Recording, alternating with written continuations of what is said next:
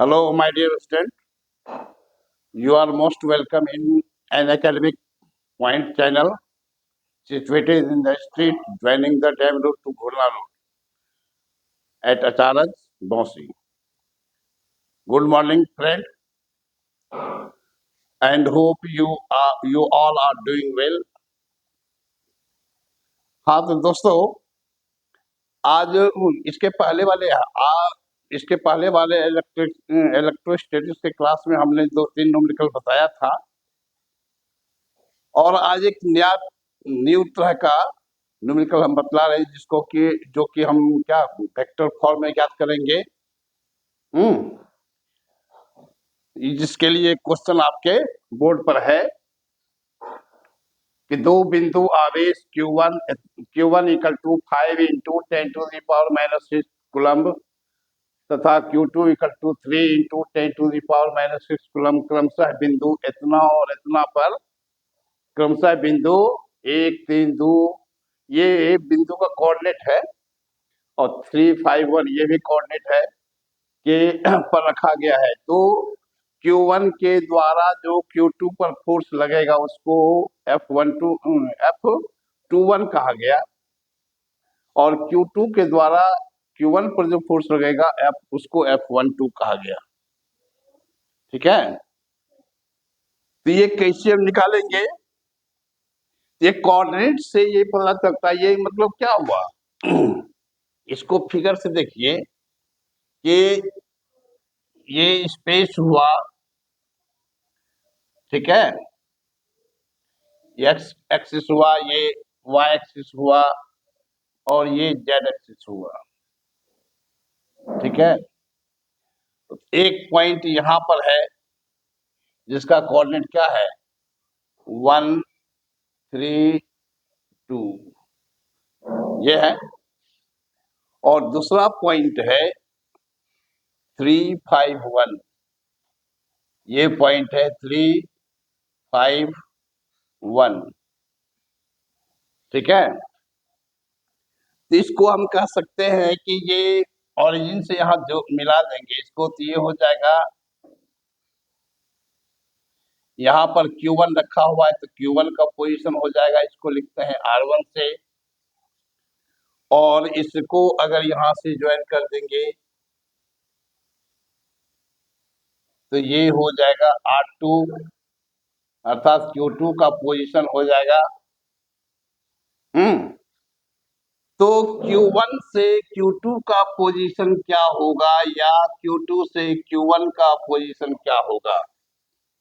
दोनों एक ही चीज होगा, Q1 से Q2 का डिस्टेंस या Q2 से Q1 का डिस्टेंस। डिस्टेंस जब बोलेंगे तो केवल मैग्नीट्यूड आता है, परिमाण आता है, इसलिए दोनों एक ही चीज होगा, एक ही राशि होगा, लेकिन डायरेक्शन में थोड़ा चेंज हो जाएगा। जैसे कि हम क्या कहें Q2 का Q1 के रिस्पेक्ट में Q1 का पोजीशन, Q1 के रिस्पेक्ट में Q2 का पोजीशन, इसको कहेंगे कि Q1 के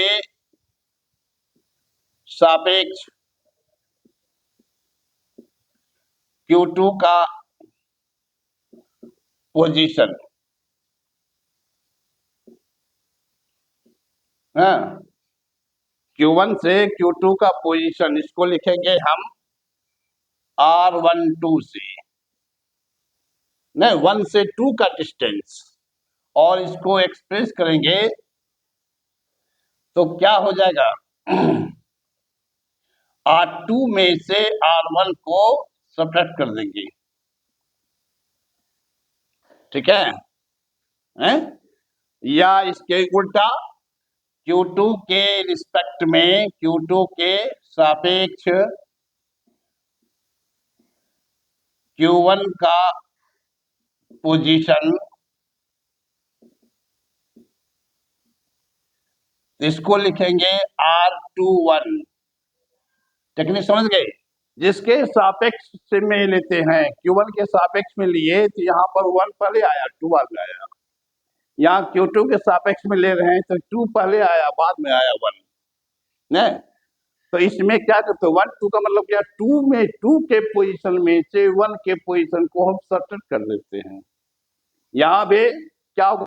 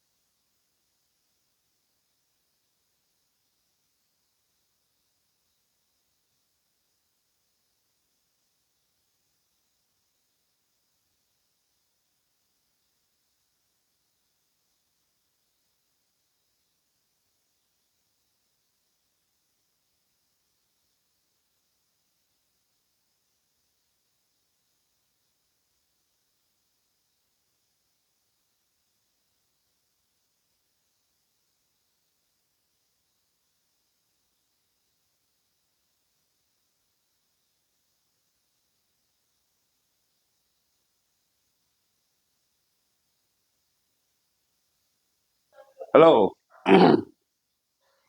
तो ये R1 और R2 हमको मालूम हो गया, इसलिए हम तब क्या निकाल लेते हैं, R12 निकाल लेते हैं। इसलिए R12 बराबर क्या हो जाएगा, R12 बराबर हो जाएगा, R2 का मान ये है 3I cap plus 5J cap plus K cap minus ये कर देंगे I cap plus 3J cap. हाँ, तो हम ये कह रहे थे कि ये हो गया, इसको माइनस कर देते हैं, क्या हो जाएगा 3I cap plus 5J cap plus K cap minus I cap, minus गुना हो जाएगा इसको, minus 3J cap minus 2K cap. ठीक है, तो इसमें 3I में से I सब्ट्रैक्ट हो जाएगा तो बचेगा 2I कैप प्लस, चूंकि ये 5J ज्यादा है और ये 3J कम है, इससे प्लस का साइन बचेगा, 5 में से 3 सब्ट्रैक्ट होगा 2J कैप हो जाएगा, और 2K कैप यहाँ K कैप का K कैप है, उसमें से माइनस 2K कैप होगा तो माइनस K कैप हो गया। नहीं, ये निकल गया R12, ये निकल गया R12। इसलिए इसका मैग्नीट्यूड निकाल लेंगे तो क्या हो जाएगा, R12 का मैग्नीट्यूड बराबर क्या होता है, इसमें क्या आप देख रहे हैं कि ये हो गया, ये R12 का 3 कंपोनेंट हो गया, ये X कंपोनेंट हो गया, ये Y कंपोनेंट हो गया, ये Z कंपोनेंट हो गया। कहने का मतलब ये RX हो गया, ये RY हो गया, ये RZ हो गया, यहाँ RZ1 छिपा हुआ है। ठीक है, तो मैग्नीट्यूड निकालने में क्या करते हैं, अगर कोई वेक्टर 3 कंपोनेंट के रूप में दिया हुआ है, अगर कोई वेक्टर ये जैसे मान लीजिए कि A बराबर AXI cap plus AY J cap plus AZ K cap है, ये X कंपोनेंट हुआ, ये Y कंपोनेंट हुआ, ये Z कंपोनेंट हुआ, तो मॉड A बराबर क्या पढ़े हैं, वेक्टर में पढ़े होंगे आप लोग 11 में वेक्टर चैप्टर में। मॉड बराबर क्या होता है, root under AX square plus AY square plus AZ square. ठीक है, उसी तरह यहाँ पर क्या हो जाएगा, ये हो गया RX, ये हो गया RY, ये हो गया RZ, तो हो जाएगा 2 का स्क्वायर प्लस 2 का स्क्वायर प्लस माइनस 1 का स्क्वायर, क्योंकि इसके का कोफिशिएंट क्या है, -1 है, इसका स्क्वायर, तो ये हो जाएगा 4 प्लस 1, ये हो जाएगा रूट अंडर 9, मतलब ये हो गया 3 मीटर, मतलब यहाँ से यहाँ तक का डिस्टेंस 3 मीटर है, ये डिस्टेंस निकल गया। ठीक है, ये अब निकाल लेंगे क्या, मतलब कि कूलम्ब लॉ से हमको क्या मिलता है, 2 पॉइंट चार्ज के बीच का फोर्स मिलता है, 2 पॉइंट चार्ज के बीच लगने वाला आकर्षण या विकर्षण बल मिलता है। अब बल क्या है, एक वेक्टर क्वांटिटी है, वैसे तो बल का फॉर्मूला पढ़ लिए हैं कि F इक्वल टू होता है 1/4 pi epsilon 0 Q1 Q2 r square. इतना कहने से सिर्फ बल का परिमाण मिलता है, उसका क्या संख्यात्मक मान है वह मिलता है। लेकिन अगर पूछा जाए दिशा क्या होगा, तो दिशा भी बतलाना होगा। नहीं, जब बल को दिशा के साथ हम कूलम्ब लॉ में बतलाते हैं, that is called Coulomb's law in vector form. ठीक है, इसलिए बल में दिशा देने के लिए हम यहाँ पर क्या निकाल लेते हैं, R12 एक वेक्टर है, इसके डायरेक्शन में यूनिट वेक्टर निकाल लेते हैं, और यूनिट वेक्टर को हम किससे लिखते हैं, यूनिट वेक्टर को कैप लगा के लिखते हैं, उसी वेक्टर में कैप लगा देते हैं। जैसे A है, A में कैप लगा देंगे तो हो जाएगा यूनिट वेक्टर, A के डायरेक्शन में यूनिट वेक्टर, बी है तो बी कैप लगा देंगे, बी के डायरेक्शन में यूनिट वेक्टर।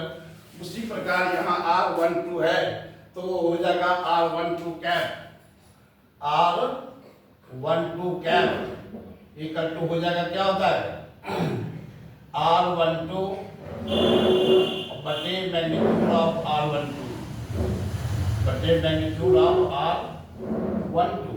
R12 का मान क्या है,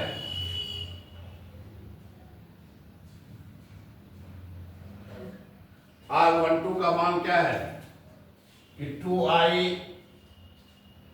प्लस 2j माइनस k, ये आया। अब बटे इसका मैग्नीट्यूड यहाँ निकाल लिए 3, ये 3 हो गया नहीं, तो ये हो गया R12, मतलब कि यहाँ इससे इसके अलोंग, मतलब ये जो इस पर फोर्स लगा रहा है तो ये इस लाइन के अलोंग इधर फोर्स लगाएगा, ठीक है। और इस फोर्स का नाम होगा F21, मतलब 2 पर 1 के द्वारा, Q2 चार्ज पर Q1 के द्वारा जो फोर्स लगता है उसको हम लोग लिखते हैं F21 से, ठीक है, मतलब 2 पर 1 के द्वारा, ठीक है। तो अब हम निकाल लेते हैं F21 निकाल लेते हैं। हाँ, F21 बराबर क्या हो जाएगा, F21 निकालते हैं। फोर्स, सिंपल फोर्स का फॉर्मूला क्या पढ़े हैं, 1/4 pi epsilon 0 into Q1 into Q2 बटे दूरी क्या है R12 है, तो R12 मैग्नीट्यूड ऑफ R12 का स्क्वायर, ये तो हो गया। इससे क्या मिलेगा, आपको परिमाण मिलेगा। इसको इसमें डायरेक्शन देने के लिए हम क्या करते हैं, यूनिट वेक्टर से गुणा कर देते हैं। यूनिट वेक्टर का मतलब ऐसा वेक्टर जिसका परिमाण 1 है लेकिन उसमें दिशा है, ऐसा वेक्टर जिसका परिमाण 1 है लेकिन उसमें दिशा होती है। हाँ, तो 1 से गुणा करने से इसलिए 1 से इसलिए गुणा किया जाता है कि इसमें इसके प्रोडक्ट में कोई चेंजिंग नहीं होगा, क्योंकि किसी भी राशि को हम 1 से गुणा करते हैं तो उसके प्रोडक्ट में कोई चेंजिंग नहीं होता है। इसलिए यहाँ पर भी हम क्या कर देंगे, R12 कैप से गुणा कर देंगे, इसके परिमाण में कोई चेंजिंग नहीं होगा। अब यहाँ पर वैल्यू अब रख देते हैं, ये क्या है एप्सिलॉन 0 है, तो इसका मान तो आप लोग जानते हैं कि इसका मान क्या होता है 9 इंटू 10⁹ होता है, इंटू Q1 का मान क्या है 5 इंटू 10⁻⁻6 है, और Q2 का मान क्या है 3 इंटू 10⁻⁻6 है। अब बटे R12 का मान क्या निकाले हैं, 3 निकाले हैं, 3 का स्क्वायर हो गया, ठीक है। और R12 कैप का मान क्या निकाले हैं, ये निकाले हैं 2i plus 2j minus k, अब बाय 3 निकाले हैं, ये हो गया। तो ये 3 का स्क्वायर 9 होगा, ये 9 कैंसिल हो जाएगा। हाँ, अब तो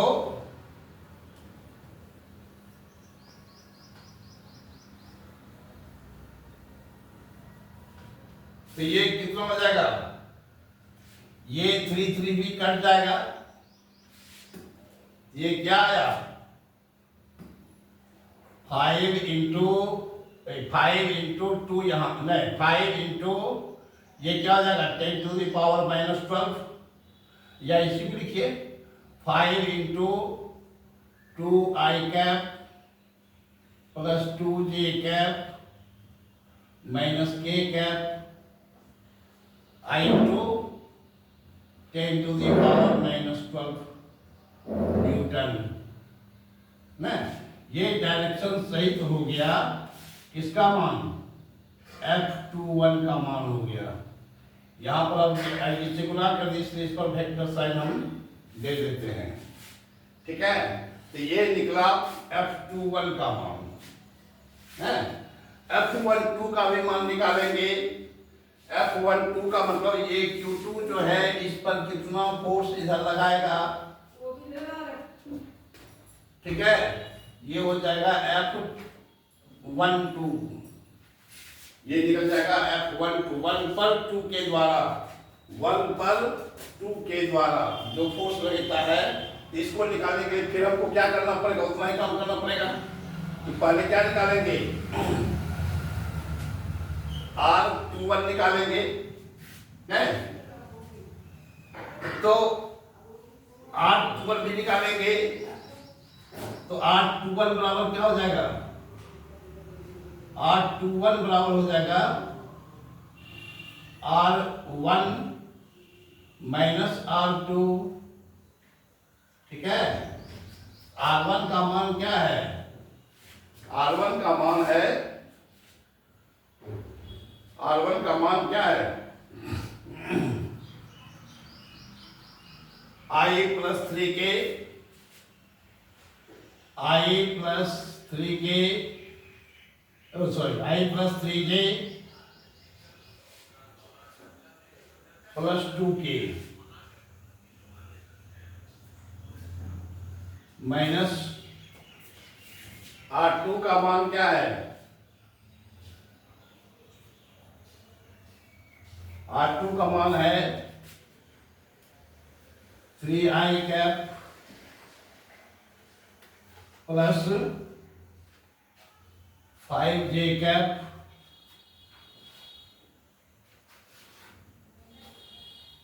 प्लस K कैप।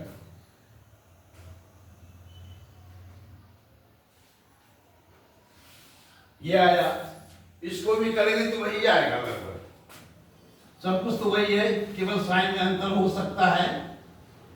तो ये क्या हो जाएगा, I cap plus 3J cap plus 2K cap minus 3I cap minus 5J cap और माइनस K कैप। ठीक है, तो ये हो जाएगा 3I में से I घट जाएगा तो माइनस 2I कैप, फिर 5J में से 3J घट जाएगा तो माइनस 2J कैप, और 2K में से K घट जाएगा तो प्लस K कैप। वही आया, न्यूमेरिकल वैल्यू वही आया। ठीक है, इसलिए इसका मैग्नीट्यूड निकालेंगे, R21 का मैग्नीट्यूड निकालेंगे तो ये हो जाएगा रूट अंडर माइनस 2 का स्क्वायर प्लस माइनस 2 का स्क्वायर और प्लस 1 का स्क्वायर। तो ये भी वही आएगा, तो भी 4 माइनस का स्क्वायर प्लस हो जाएगा, माइनस का स्क्वायर करेंगे प्लस हो जाएगा, ये 4 प्लस A1 A मतलब रूट 9 हो गया, रूट 9 हो गया जिसका स्क्वायर रूट 3 हो गया। नहीं तो क्या देखते हैं, दोनों का मैग्नीट्यूड सेम आया, जो कि R12 का मैग्नीट्यूड 3 आया था वही मैग्नीट्यूड R21 का 3 आया। ठीक है, इसी तरह फोर्स का मान निकालेंगे, यहाँ पर क्या F12 निकालेंगे तो केवल चेंजिंग कहाँ पर आएगा, ये चेंज होगा। नहीं देखिए कैसे चेंज होगा, देखिए ध्यान से। हम क्या निकाल रहे हैं, F12 निकाल रहे हैं। F12 बराबर क्या हो जाएगा, 1/4 pi epsilon 0 into Q1 into Q2 by R square बटे मैग्नीट्यूड ऑफ R21 का स्क्वायर, और इंटू क्या हो जाएगा, इंटू हो जाएगा R21 क्या यूनिट वेक्टर जिसको कहते हैं, R21 के लॉन्ग यूनिट वेक्टर। तो ये हो जाएगा, ये है 9 into 10 to the power 9। Q1 का मान है 5 into 10 to the power -6 into Q2 का मान है 3 into 10 to the power minus 6 और बटे ये इसका मान तो निकाले यहाँ 3 का स्क्वायर, हाँ, इंटू क्या होगा, इंटू होगा R12 बराबर क्या हो जाएगा, ये हो जाएगा R21 बराबर क्या हो जाएगा, R21 बटे मैग्नीट्यूड ऑफ R21, ठीक है। और R21 का मान क्या, इसमें फिर क्या कर देंगे, 9 इंटू ये क्या कर देंगे, 10 टू द पावर 6 है, 10 टू द पावर माइनस 6 है, दोनों ऐड हो जाएगा, 12 होगा, 12 में से 9 कट जाएगा, तो 10 टू द पावर माइनस 3 हो गया, इंटू 5 इंटू 3 बाय ये 9 हो गया। R21 का मान क्या निकाले हैं, -2i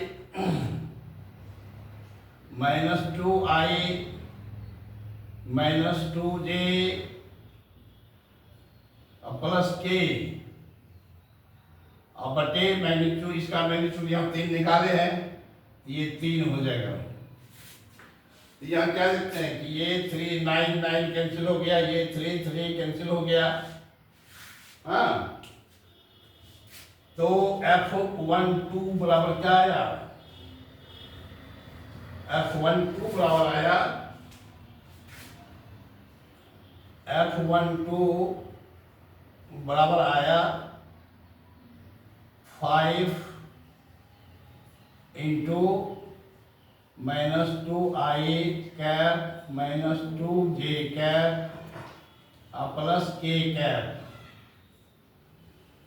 हाँ, I into 10 to the power -3 newton है।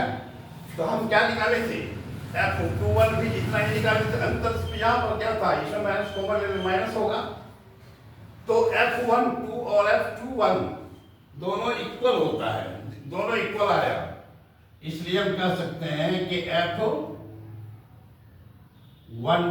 बराबर हो जाएगा F21, ये माइनस हो जाएगा और ये आया 5 इंटू ये आया इक्वल टू हो गया 5 into 2i cap -2i cap -2j cap plus k cap, ये निकल गया आपको वेक्टर फॉर्म में F12 और F21 का मान, ठीक है, समझ गए। हाँ, तो डियर फ्रेंड, आप लोग इस चैनल को एन एकेडमिक पॉइंट को सब्सक्राइब तो अवश्य करें, इससे आप लोग को नोटिफिकेशन मिलता ही रहेगा, साथ साथ मेरा भी उत्साहवर्धन होगा। और इस वीडियो को लाइक करें और अपने दोस्तों के बीच शेयर करें। हाँ, एक बात और, हम 5 जून से क्लास 11 के लिए ऑफलाइन क्लास शुरू कर रहे हैं। इसमें डेमो क्लास में यदि आपका दोस्त लोग आना चाहे तो उनको मैसेज दे देंगे। Thank you.